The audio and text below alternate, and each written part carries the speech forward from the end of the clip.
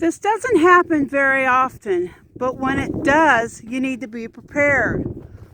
One thing is, if you have livestock, first of all, they need shelter, but you need a way to feed them. These guys are absolutely refusing to leave their shelters. This is Texas. They're not used to snow, and goats don't like cold weather. And quit that. That was mean.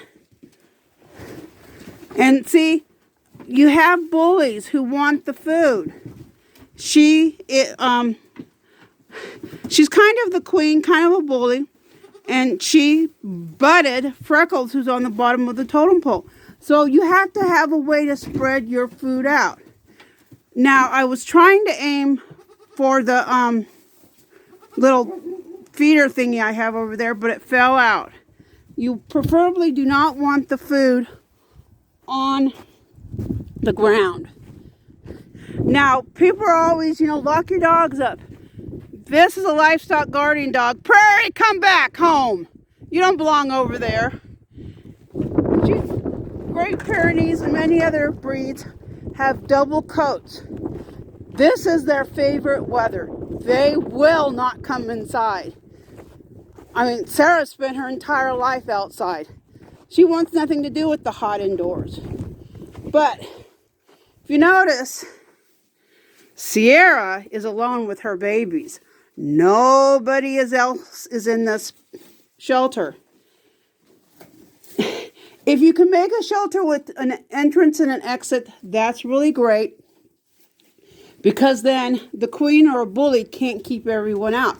Sierra is not allowing other goats to come in here. And so I have more than one shelter over here. I need to get another shelter on the other paddock because Jazz isn't letting anybody else into the paddock. So, those are just some of the things to think about. No matter where you live, unless you can lock all the goats up, which I cannot, in a barn or something, they're going to keep others out. And goats need to be out of the wind. They can handle the cold. They got a thick coat, but they cannot handle, the wet and wind is their downfall. And of course, another thing you got to be prepared for is frozen water. Yeah, frozen water needs to be broken up. And so I have a pickaxe, but I'm not sure where it is at this moment in time. And so, excuse me, I grabbed this. If it's not that thick, I'll just use a stick. But it's 20 degrees out. And so it's pretty bad. Yes. Oh, yeah, my little love girl. Yeah, Sarah wants some petting.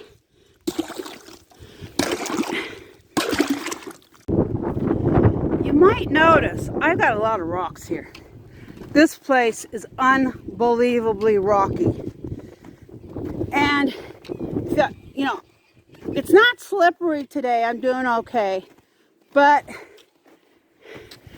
there has been times when this plot land was just covered in ice. It was an ice skating rink. And staying on your feet is almost impossible. But I have found a trick that really, really helps. And that's my shepherd's staff. There's a lot, this thing has so many uses because of the hook. But I've also found out it makes a great walking stick for staying upright.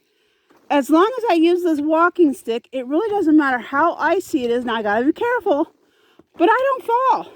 It's like that third leg really helps a lot. So if you're in the South or in an area that just doesn't get this kind of weather very often, but you do occasionally get it, you might want to get a walking stick or a shepherd's staff and just use it. It really does help you stay put. And to tell you how bad it is today, because it's 20 degrees out here, I have never seen the geese and ducks want to stay underneath the coop like this. They literally were quiet and not, I mean, they were hiding under there. It's not until they heard me open the gate here that they realized I was here and came out. And I actually fed them. Normally I don't feed them in the morning. I mean, these are free range birds. But today I did feed them because the conditions are so bad.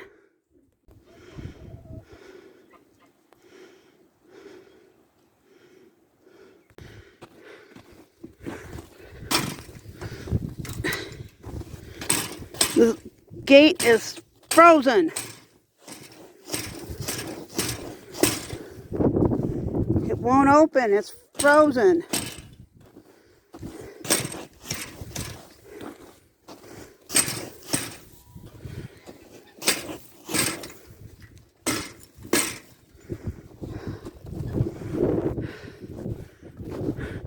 Well, I found a way to feed the dog.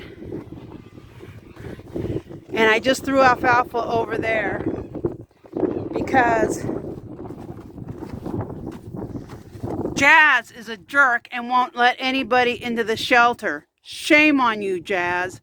You can go eat in the snow, or it's actually, I'm not sure if this is snow or sleet. It's a combination. You can go out there too. It's around 12:30 right now, somewhere, and I took I have a lot of yellow split peas in the house, and so I made them some split pea soup. Everybody's enjoying split pea soup right now. I added a ton of extra water because they need fluids. So, and one thing about birds is they don't detect the hotness like we do in spicy food. And so there's a lot of cayenne pepper. It will help heat their bodies, the cayenne pepper, which is good. And this is really hot water. I mean, I let it sit and cool down a little bit. And of course, it's going to be cooling down real fast here. But you got to feed your animals extra food when it's this cold. These guys have not left this area. They've spent most of the day under the coop, which I've never seen them ever do that before.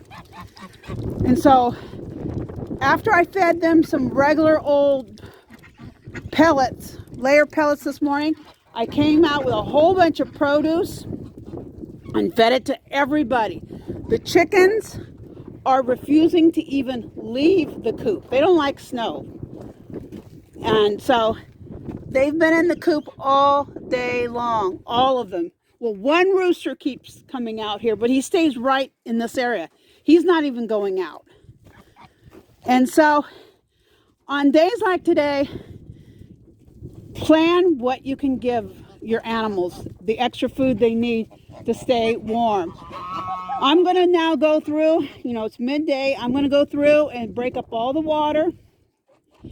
Probably everybody has coastal hay. The goats all have coastal hay.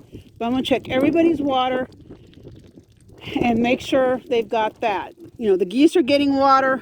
Oh, I'm going to have to get more water to put, normally I do not have water in the coop.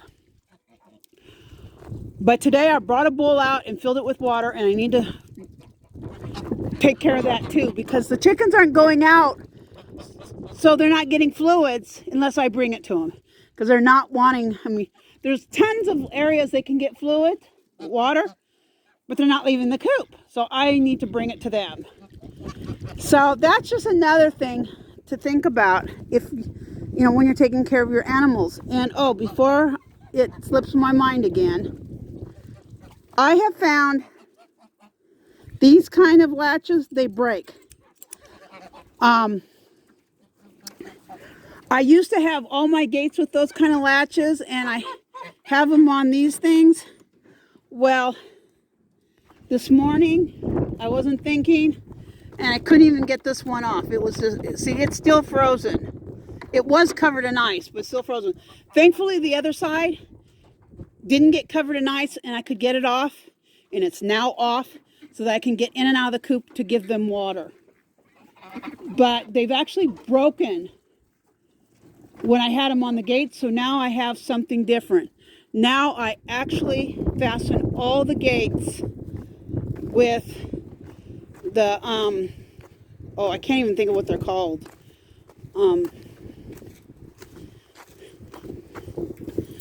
These kinds of things, because I can get them to come. And they're pretty cheap, so if they do break, it's not as big. I can still get them open if they break. Whereas the other kind, I literally can't even get them open. So that's things to think about when this kind of horrible weather approaches. So I'm going to put my gloves back on because my hands are freezing. And go take care of all the animals' water. Make sure they're all doing okay. And then I'm going to take my pot. And honestly, oh, that almost froze to the ground. I think I'm going to put another whole, I just gave them an entire bag of yellow split pea soup, a whole pound bag. I think I'm just going to, I got so much of this stuff.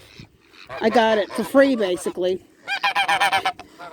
So I'm going to go make them another whole pot and add some other things to it.